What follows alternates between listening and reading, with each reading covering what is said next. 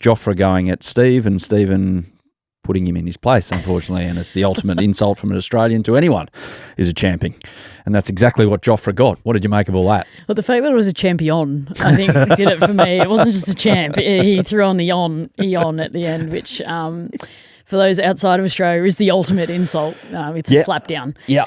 If you can actually roll that off your tongue and say it to someone. But really interesting one for me. I mean, what I took from that scenario right there is frustration, first and foremost. If I was an Aussie fan, I'd be sitting there laughing and going, here we go.